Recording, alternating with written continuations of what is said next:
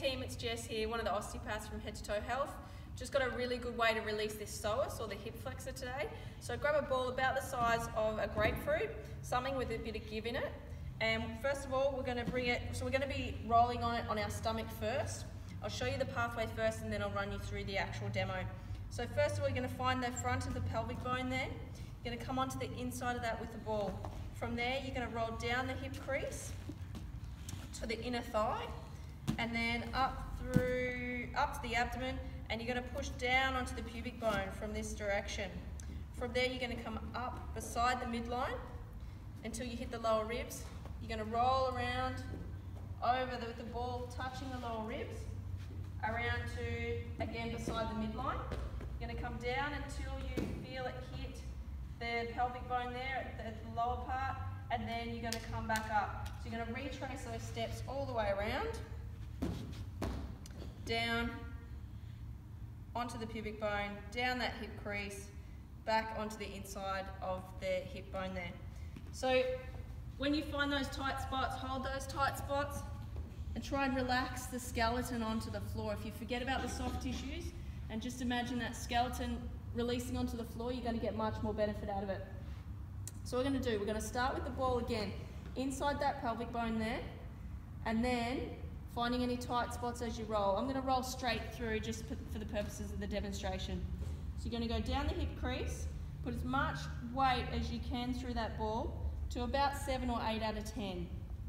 So any of those points that you find sore or tight, you're going to stop at those points. So the ball now is top inner thigh, and so I can roll that foot around if I want to just change the angle a little bit more. Again, stopping at any of these points that are tender. Rolling back up, so I'm at the top of the pubic bone now, and I'm pushing my body forward so that the ball is just pushing down on the top of the pubic bone. Again, we're just to that right side still. So from there, going to roll back over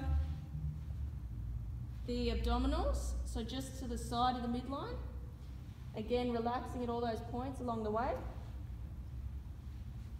And then slowly rolling the ball below the ribs.